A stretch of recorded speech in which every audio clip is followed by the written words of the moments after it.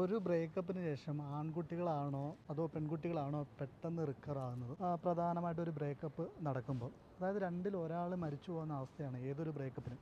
പക്ഷേ ഞാൻ കണ്ടിട്ടുള്ള കഥകൾ അല്ലെങ്കിൽ കേട്ടിട്ടുള്ള കഥകളൊക്കെ വെച്ച് നോക്കുമ്പം പെൺകുട്ടികൾക്ക് പെട്ടെന്ന് ഇമോഷൻസ്, അതായത് കരഞ്ഞും നിലവിളിച്ചും ഒക്കെ എന്താണ് പറയുക, അവരുടെ ഇമോഷൻസ് പുറത്തേക്ക് കളയാൻ പറ്റും. പക്ഷേ അതേ സമയത്ത് ഒരു ബ്രേക്കപ്പ് നടക്കുമ്പോൾ ഒരു വളരെ ആത്മാർത്ഥമായ പ്രണയത്തിൽ അല്ലെങ്കിൽ ആത്മാർത്ഥ ഒരു ദാമ്പത്യത്തിലൊക്കെ ഒരു ബ്രേക്കപ്പ് നടക്കുന്ന സമയത്ത് ആൺകുട്ടികൾ പെട്ടെന്ന് കൺഫ്യൂസ്ഡ് ആവുകയായിരിക്കും ചെയ്യുന്നത്. അല്ല, രണ്ടുപേരും അങ്ങനെ തന്നെ ആയിരിക്കും. ഭയങ്കര കൺഫ്യൂസ്ഡ് ആയിട്ട് എന്താണ് സംഭവിച്ചത് ഒരു ക്ലാരിറ്റി കിട്ടാത്ത ഒരവസ്ഥയായിരിക്കും. പിന്നീട് അവർക്കൊരു സെൽഫ് ഡൗട്ട് സ്റ്റാർട്ട് ചെയ്യും.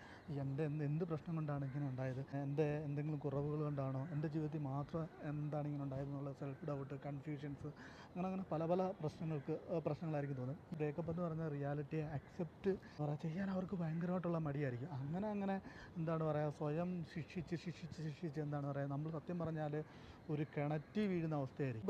ഒരു ബ്രേക്കപ്പ് സ്ത്രീയും പുരുഷനും രണ്ട് രീതിയിലായിരിക്കും ഇമ്പാക്റ്റ് ചെയ്യുന്നത്. ഒരു സ്ത്രീ പലപ്പോഴും ബ്രേക്കപ്പിൻ്റെ ഒരു സ്റ്റേജിലേക്കൊക്കെ പോകുമ്പോൾ അവൾ കുട്ടിക്കാലം തൊട്ട് തന്നെ അവൾ വീട്ടിലും എല്ലാ സാഹചര്യങ്ങളും അവളുടെ സ്വന്തമായിട്ടുള്ള കാര്യങ്ങൾ ചെയ്ത് തന്നെയായിരിക്കും വന്നത്. അവൾ കുക്കിംഗ് ആണെങ്കിൽ ശരി, അല്ലെങ്കിൽ പാത്രം കഴുകൽ, വീട് വൃത്തിയാക്കൽ, ഇതെല്ലാം അവൾ പ്രാക്ടീസ് ചെയ്ത് തന്നെയാണ് കയറി വരുന്നത്.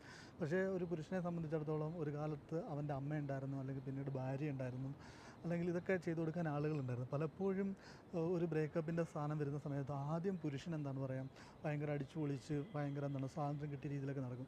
പക്ഷേ എന്താണ് പറയുക, JJK സിനിമയൊക്കെ കാണുന്ന പോലെ നിങ്ങൾക്കറിയാം, അതായത് സ്ത്രീകൾക്ക് എപ്പോഴും തനിയെ ജീവിക്കാൻ പറ്റുമെന്ന് പറയുന്നുണ്ട്. പക്ഷേ പുരുഷൻ അങ്ങനെയല്ല. പുരുഷന് സ്ത്രീ ഇല്ലാതെ ജീവിക്കാൻ വളരെയധികം ബുദ്ധിമുട്ടാണ്. ബ്രേക്കപ്പിൽ പലപ്പോഴും കൂടുതൽ ഇമ്പാക്റ്റ് ഉണ്ടാക്കുന്ന, അല്ലെങ്കിൽ കൂടുതൽ എന്താണ് പെയിൻ ലാസ്റ്റ് ചെയ്യാനുള്ള ചാൻസ് കൂടുതലും പുരുഷന്മാർക്കാണെന്നാണ് എൻ്റെ ഒരു അഭിപ്രായം. ഞാൻ കേട്ടിട്ടുള്ള കഥകളൊക്കെ വെച്ച് സ്ത്രീകൾ കുറേ കരഞ്ഞും നിലവിളിച്ചും ഒക്കെ അവരെന്താണ് പാച്ചപ്പായിട്ട് കൂടുതൽ പിന്നീട് അവരുടെ വർക്കുകൾ കോൺസെൻട്രേറ്റ് ചെയ്തു, അല്ലെങ്കിൽ അങ്ങനെ പെട്ടെന്ന് കയറി ഒരു ഒരു ഒരു വലിയൊരു പടുകുഴിയിൽ വീണതിന് ശേഷം അവർ പെട്ടെന്ന് കയറി വരുന്നതായിട്ട് കണ്ടിട്ടുണ്ട് പുരുഷന്മാരുടെ ബ്രേക്കപ്പിനെ അപേക്ഷിച്ച് നോക്കുമ്പോൾ. ആ പുരുഷന്മാരിൽ പലപ്പോഴും ബ്രേക്കപ്പിന് ശേഷം നല്ല രീതിയിൽ സെൽഫ് ഡൗട്ട് ഉണ്ടാവും, ആങ്കർ ഉണ്ടാവും, ഡിപ്രഷൻ ഉണ്ടായിരിക്കും.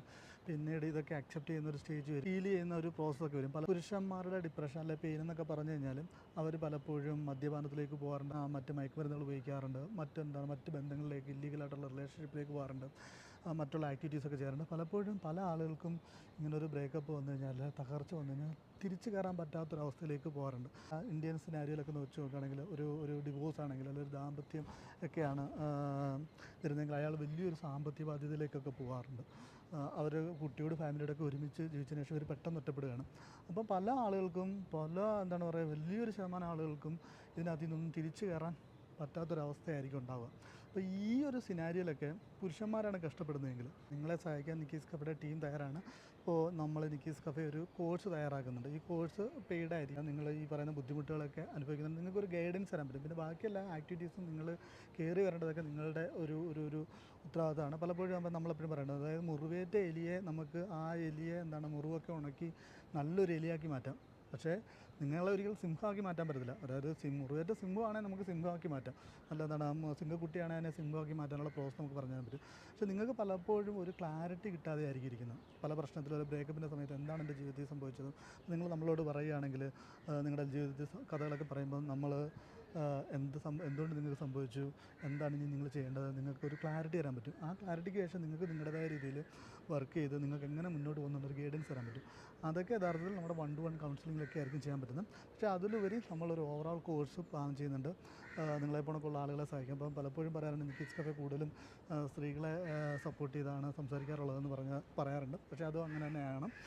സ്ത്രീകൾക്ക് സപ്പോർട്ട് ആവശ്യമുണ്ട്. പക്ഷേ സപ്പോർട്ട് വേണ്ട പുരുഷന്മാർ നമ്മളെ കോൺടാക്റ്റ് ചെയ്യുകയാണെങ്കിൽ നമ്മളുടെ പെയ്ഡ് സർവീസസൊക്കെ നിക്കീസ് കഫയുടെ സൈക്കോളജിസ്റ്റ് ടീം ചെയ്യുന്ന പെയ്ഡ് സർവീസൊക്കെ എടുത്തതിന് ശേഷം നിങ്ങൾക്കും എന്താണ് പറയുക, നല്ലൊരു ഹാപ്പി ലൈഫിലേക്ക് പോകാൻ പറ്റും. അല്ലെങ്കിൽ നിങ്ങളിങ്ങനെ സ്ട്രഗിൾ ചെയ്ത് നിങ്ങളൊരു ഡിവോഴ്സ് ചെയ്യുകയാണെങ്കിൽ, അല്ലെങ്കിൽ നിങ്ങളൊരു ബ്രേക്കപ്പിന് ശേഷം തകർന്ന് ജീവിക്കുകയാണെങ്കിൽ, നിങ്ങളുടെ ഭാര്യയും കുട്ടികളും അവരുടെ ഫാമിലിയായിട്ടൊക്കെ കുറച്ച് നാളത്തെ വേദനയ്ക്ക് ശേഷം സന്തോഷമായിട്ട് ജീവിക്കും.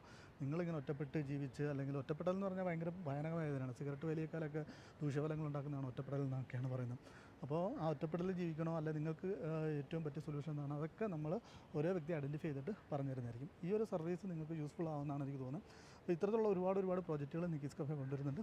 ഇതിനെക്കുറിച്ചുള്ള നിങ്ങളുടെ അഭിപ്രായങ്ങൾ നമ്മുടെ വീഡിയോയിൽ കമൻറ്റ് ചെയ്യുക. അപ്പോൾ ഈ വീഡിയോ എല്ലാവർക്കും ഇഷ്ടമായിരുന്നു. വീണ്ടും മറ്റൊരു വീഡിയോ കാണാം. അതിലേക്കും ബൈ. Thank you.